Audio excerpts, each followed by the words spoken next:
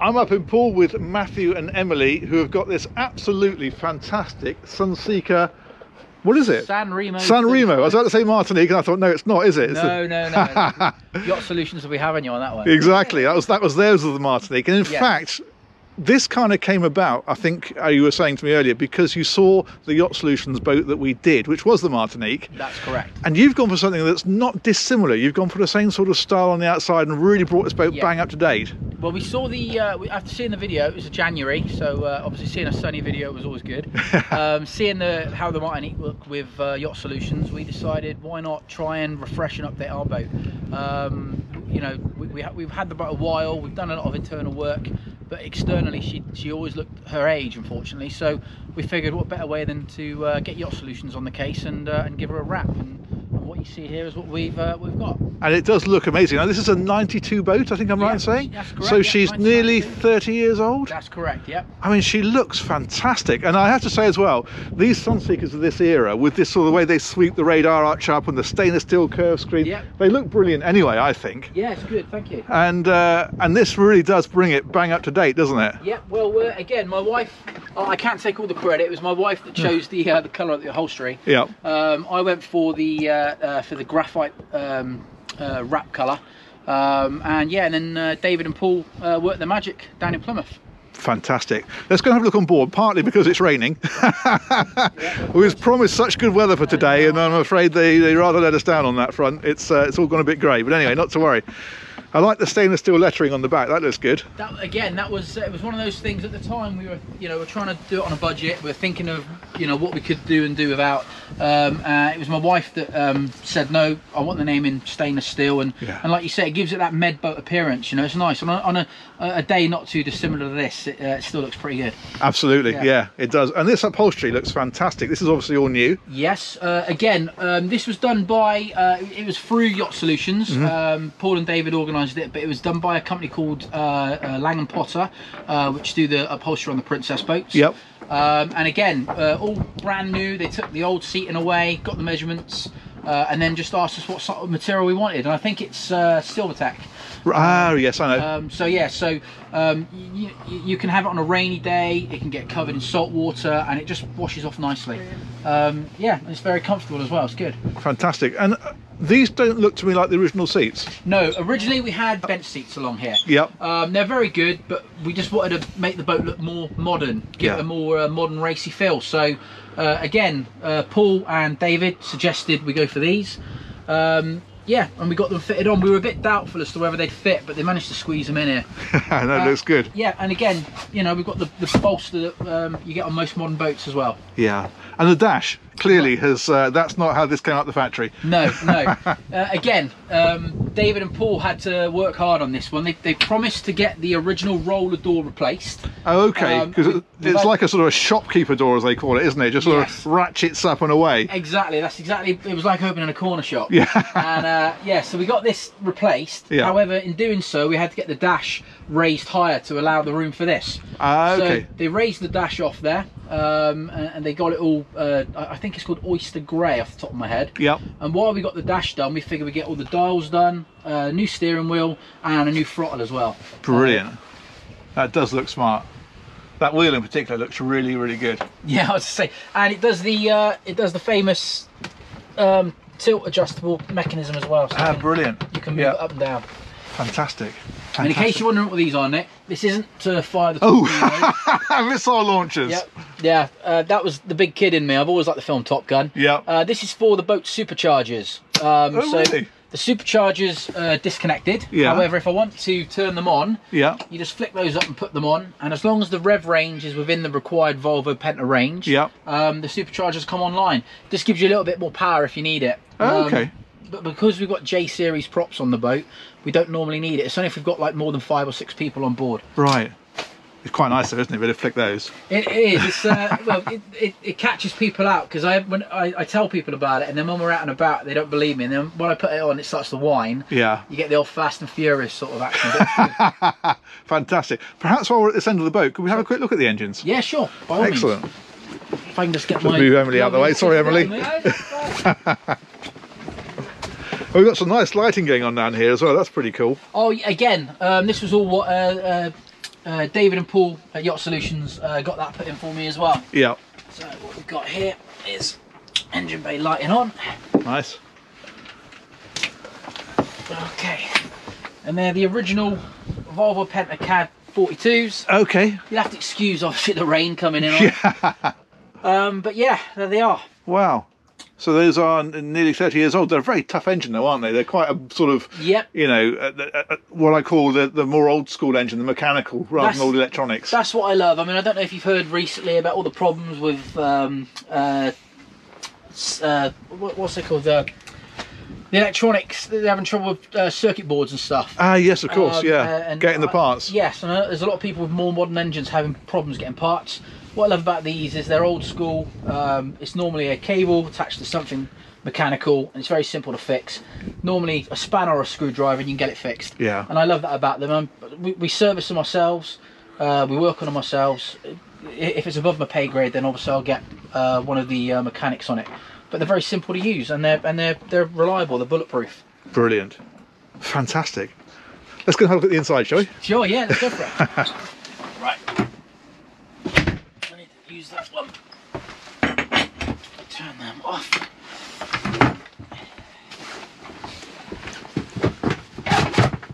There we go. Okay. You okay staying there, babe? Yeah, okay. Right.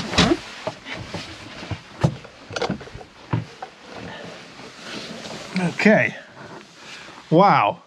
Yeah. Okay. Again, it didn't leave the factory looking like this. That's for sure. No, it's not. Obviously, when you did the Martinique, yeah, Paul and David had gone for a complete strip out. Yeah. We had to do this on a bit of a budget, so we could either go for the outside and have the inside like this, or we could go for the full interior redesign and have the outside looking like it was originally. We didn't want to do that. Because let's be fair, on a boat, how much time really do you spend down here on a nice day? You're normally up there. Yeah. So we did it. We had a bit of a budget, which is why some of the things, they look brand new, but really all they are is wrapped. So the table here, that's just a wrap on top of there. Okay. Likewise the top. They've redesigned the top, but again, it looks new, but it's a wrap, so it looks refreshed. That looks really good. I wouldn't have thought that at a glance. That's good, isn't it? Yeah. It's yeah, they did a good job. We were a bit. Yeah, Paul and David suggested it, and we were a bit not too sure, but once it was on there, we were actually very impressed. It just brings, it makes the boat look a little bit more modern. Yeah. We've had all the lighting replaced with LED lights. Yep, makes sense. And we've had underfloor lighting put in just to give it that little glow. Yep, and I should say, I came down here earlier to check this wasn't going to flicker, and I said, no, it's fine, it's not flickering, and now it's flickering. So that's not flickering in real life, but it is a little bit on here, but no, it looks fine, it's okay. Would you let me turn them off? No, it's okay. Okay. Yeah, it's fine. Yeah, we've got the blinds, we've got the 32-inch TV that we've had put on there. So if we do find ourselves, you know, maybe down in Torquay or one of the marinas that you go on about, maybe we'll end up, you know, we've got some TV to watch if the pubs are closed. Yeah. And we had all the upholstery again, all redone because it just needed a bit of a refresh. The new fridge, the old famous Dometic CRX fridge. Brilliant. And that's it really. I've got that.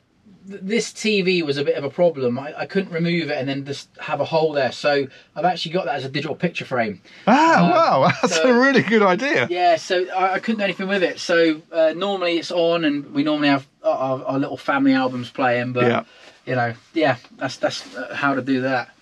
So forward cabin? Yep, sure. So forward cabin, again, standard size bed. We had a company called Ship Shape Bedding that did a new mattress for us. We've got something, I think it's called Dry Mat underneath the bed.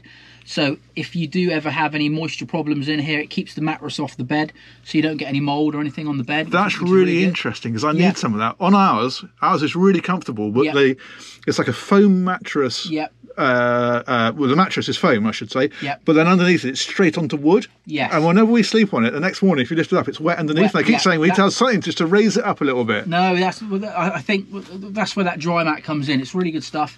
And yeah, we've never had any of those problems. Brilliant. I'm going to get some of that. Yeah. I've learned something today. Yeah. That makes a change. Normally I'm learning from your videos. Brilliant. Yeah. And yeah, so there you go, forward cabin. Yeah, that's good. And there's a mid cabin as well, I think, if I remember rightly. Yeah, there is. I'll come around here out of the way. So if I just bring through here, Nick. Okay. Here we go. Now I'll be honest, on the boat we normally use this. So we come in here. we normally use this as a bit of a storeroom. Yeah. So it's, I mean, once you're in, you're in. You know, it's a mid-sized cabin, single bed. It can convert to a double. All of this mechanism slides out, and then you've got a double bed if you need it. But we've never used it. I mean, I'm sure some people do use it, but it's normally just me and my wife when we go away, me and Emily. Yeah. So yeah, it's just a storeroom for inflatable toys and spares, and the dehumidifier sits here, the old Zambezi. It's ideal for that though, isn't it? Because that's the one thing. And again, if I refer to my boat, which is a bit smaller, you tend to find there's always stuff kicking around under the table in the saloon. No matter how big a boat you have, you always have a cupboard or a cabin that you just have to put stuff in. I don't know why. It's the same as a house. You've always got that drawer that's got postage stamps and pennies and blue tack and all sorts. Yeah. But yeah. No, that's great. And that looks at the table for the cockpit? Yes, this is the table for the cockpit. I keep it down here. When it's up, it's not a problem, but I just keep it out here, especially with the rain and everything, because I didn't really want to get him wet. No, fair enough. Stays down here. Fantastic. But there you go. Yeah, that's brilliant. Let's come out to there. I really like the job they've done on this. I think it's very clever that, like you say, they've just refreshed, just changing that upholstery and changing this worktop on here, and it's transformed it. It does. Yep. Yeah. Well, they've done one more transformation, and that's in here. Okay. And basically, what they did was this used to be the old 90s curved sink. Oh yeah. I just coming in now. Right.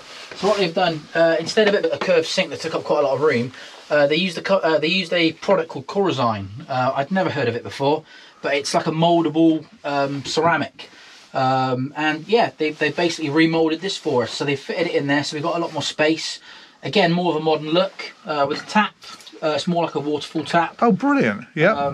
Yeah, so it does that, and then we've got the old internal shower. You know, so it's a wet room. So you know, I mean, like I say, it's a 35-foot boat. So having a separate shower, I don't think you're going to get. No, it's always a compromise, isn't it? To some degree. Exactly, and this is another little thing that I found, which is really good. This little there's a company here that do these little devices that connect to your sea toilet. Yeah. And what it does is, after you've used the toilet, they spray this antiseptic solution down into the outlet. So instead of getting all the normal nasties that like linger in the outlet pipe and make the toilet smell, you know, it's like you go away for a week, come back and the toilet stinks. Yes. And you think, well, that wasn't me. Well, yeah, that device there, it puts a little bit of this antiseptic down there and it just kills it all. So when you come back, it actually smells fresh. Brilliant. I was a bit doubtful when I bought it, but it does work. It runs on a 9-volt battery. And the pouches normally last about 8 months, so really, really good. Excellent. Yeah. So that's the toilet, and a seawater toilet, as you know, and just, electric. Originally was a Jabsco Light manual pump toilet. Yep. I was getting sick of explaining to people how to use it, as I'm sure you. I know exactly what you're talking about. Exactly. And like, what way's the lever go? And you're like, no. Pump it 8 times, then put the lever the other way, and then pump it. We've just got a normal seawater toilet with a little foot switch. Press it once, it fills. Press it again, it empties. Job's good done. Yeah. Lovely. Fantastic. There you go.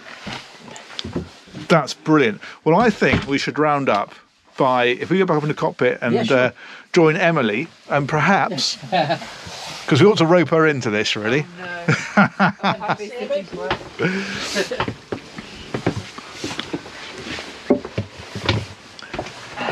I would like to know 2 things. Sure. I'd like to know how you got into boating, and I'd like to know what sort of boating that you do. Ooh.